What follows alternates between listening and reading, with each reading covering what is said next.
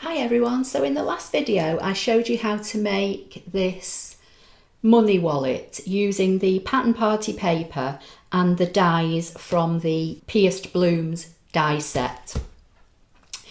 So for today's project I'm going to be using the pattern party paper again, but a different paper. I'm still using the In Bloom dies, and I've got a little piece of pale papaya which I've embossed using the Tasteful Textures embossing folder.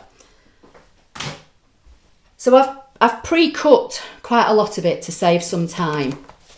If you didn't see my last video, this is a pack of 28 12 by 12 multicoloured designer series paper, but the reverse side is all different black and white patterns. It's absolutely beautiful. It's on page, I think, 171 of the annual catalogue. I can't remember the actual full value of the paper pack. I think it might be 29 or 30 something pounds, I can't remember. But you can actually earn this for free. The kind of reward value, I think, is £17. So if you place an order in my online Stampin' Up shop and you spend £150 or more, you earn your own Stampin' Up rewards, which basically gives you 10% discount to use towards something else. So if your order was £150 before you posted your packing, you'd earn yourself £15. So you could pay £2 and get this pack of paper. Obviously, if your order's more and you've got more than £17 rewards, you can claim the whole pack of paper. And it's brilliant. There's some beautiful patterns in it. And as I say, the reverse side is all black and white, different patterns. So go and have a look in the annual catalogue, either if you've got a paper catalogue from me or online. And as I say, from memory, it's right near the back. I think it's about 171. The page that it's on. So again, what I'm going to do, I'm just going to make my little topper just so that I can stick it together and it can be drying for me to move on to the next part. So all these, as I say, are from the Pierced Blooms dies. I'm just going to add a little bit of glue to the centre and put this little Bermuda Bay flower, and all the colours that I've cut are all the colours that are in this paper pack.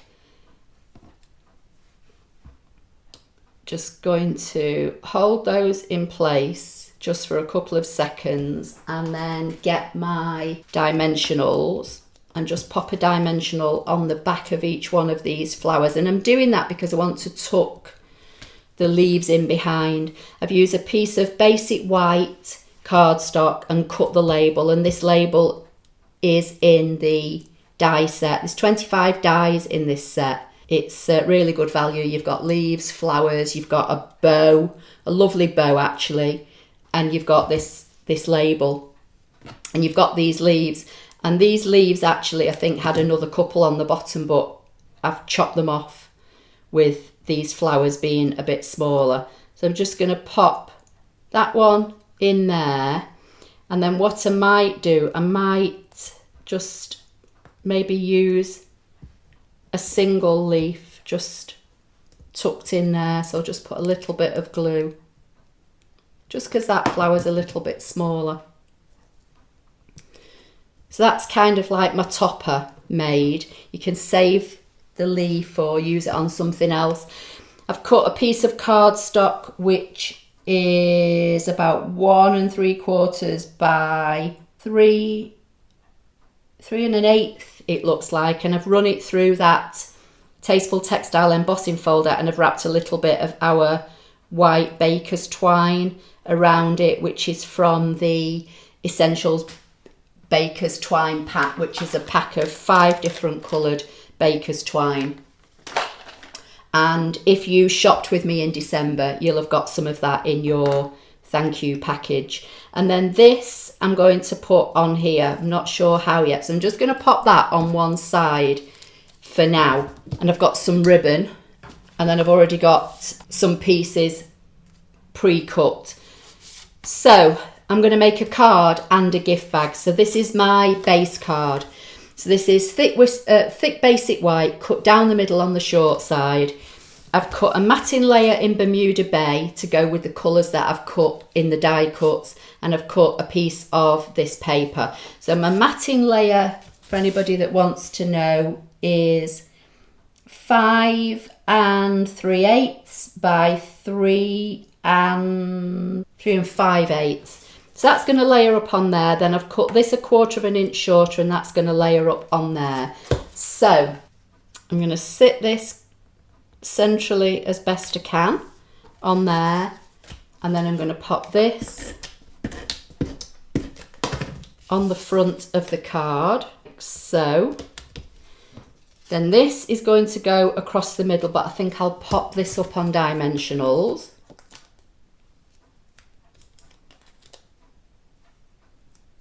Which are now stuck to my fingers.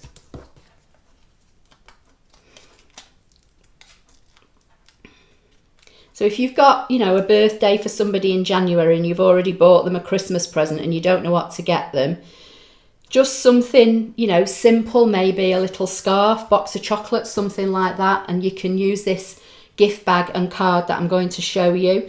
So I think I'll pop that on that way, like so, and I'm going to pop it up. So I'm going to put the dimensionals on here, and then that way I know that they're going to be more or less in the right place. Bring in some embellishments, and I think I'll just might use some pearls actually. I don't often use pearls, so I'll put a pearl in the middle of each of the flowers.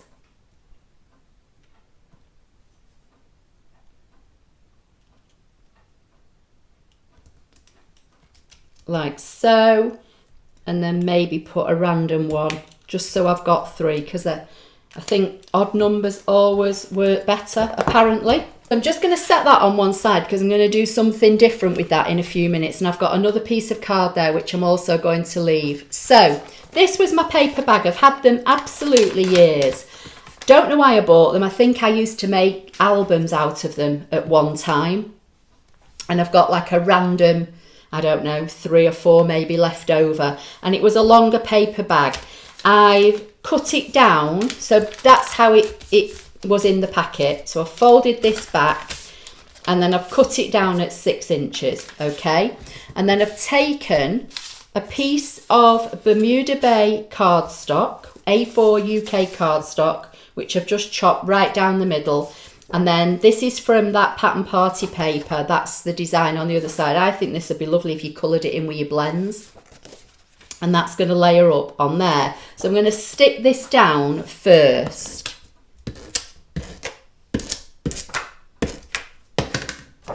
So I'm going to try and centralise it as best I can. And again, I've cut the pattern paper about 1/4 inch smaller. I'm going to do the same with this one.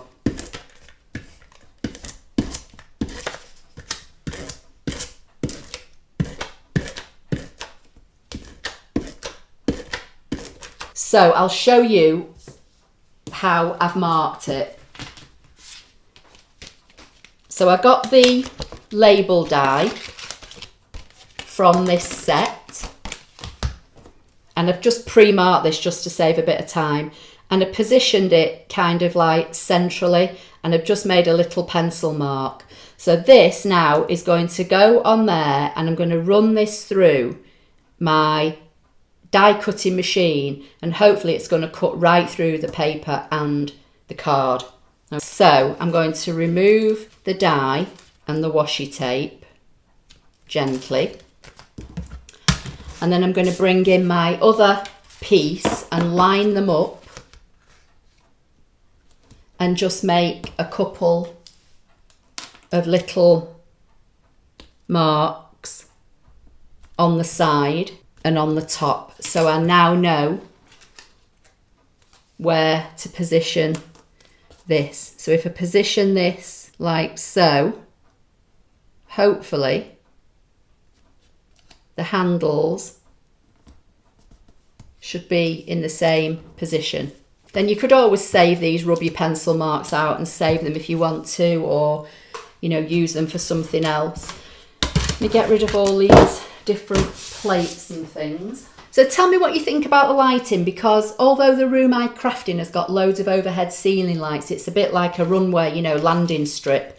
I do find that sometimes I get, you know, shadows and things. So that's why I decided to invest in the ring light, and the money was what was donated through Buy Me a Coffee that I used to go towards purchasing this ring light. So the only light I've got on now as I'm crafting is the ring light, which is just pointing over my desk. I've not got the room lights on at all. So just tell me what you think. Does it look better? I have used it a couple of times, and I've watched the videos back myself, and it seems to look better. But anyway, so there are the two pieces now. You can see I'm ever so slightly off, but it's not going to matter when, you know, this is put together. So now what I need to do is bring in my paper bag. Now, luckily for me, this paper bag just about fits on a half sheet of UK A4. So if you have some of these kind of lunch type bags hanging around, measure the width before you cut your cardstock, because literally this is just a very, very tight fit. So what I'm going to do now, I'm going to apply some adhesive onto the back of this bag. I'm going to try Seal Plus, which is a very strong adhesive, and see if it will work on the paper. I'm not sure if it will. So I'm just going to, no, it's going to rip it. So I'm going to, I thought it might, because it's a very, very strong adhesive. And obviously these are only paper bags. So just get all that off my finger. I'll use wet glue, which is what I was thinking I probably would have to use. But because I had the Seal Plus out, I thought I'd try it. But, you know, if it's not going to work, it's not going to work. Do you want to try and get as close to the edges as possible? You don't need loads, because it's not, it's a paper bag at the end of the day. It's not going to hold masses of weight. I'm just going to bring this in and put it on my silicone mat in the hope that I don't get any glue everywhere. And then I'm just going to line this paper bag up with the bottom of this piece of cardstock and get it so it fits side to side. As I say, it is literally just, this paper bag is literally just the width of my piece of cardstock. Okay, and then I'm going to put some glue on this side.